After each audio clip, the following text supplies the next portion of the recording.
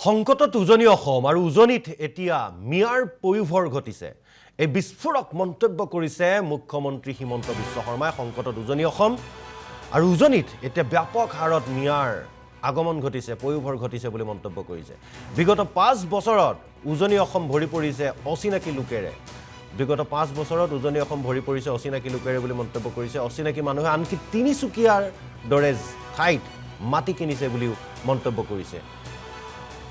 হিন্দুৱে বাংলাদেশী মিয়াক মাটি বিক্ৰী কৰিছে আৰু কোনো অঞ্চলে আজি মিয়াৰ পৰা সুৰক্ষিত নহয় বুলি মন্তব্য কৰিছে। মিয়াৰ বিৰুদ্ধে পুনৰ আক্ৰমণাত্মক হৈ পৰিছে মুখ্যমন্ত্ৰী হিমন্ত বিশ্ব শৰ্মা। তেওঁৰ মন্তব্য আছে, সেয়া আগবঢ়াইছো।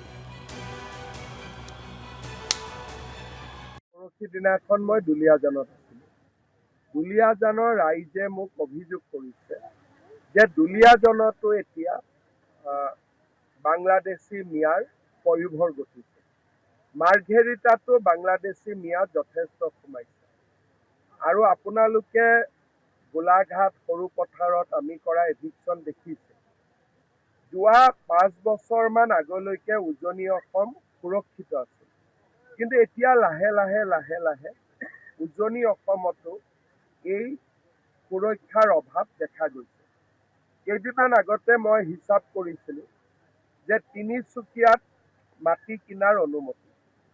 এতিয়া অচিনাকি মানুহে তিনিচুকীয়াত বেছিকৈ মাটি কিনি আছে আৰু হিন্দুৱে মাটি বেছিকৈ বিক্ৰী কৰি আছে।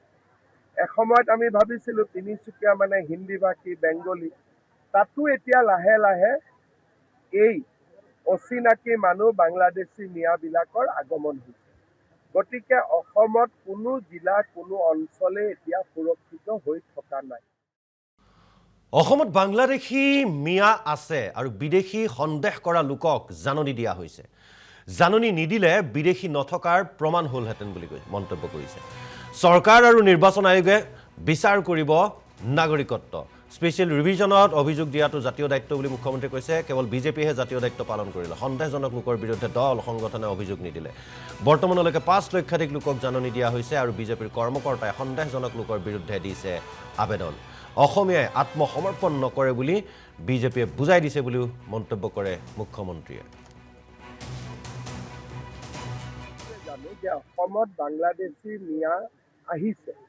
যদি এছাৰত এজনেও নটিচ নাপায়, তাৰমানে মিনিংটো কি হ'ব? যে অসমত কোনো বিদেশী নাগৰিক নাই।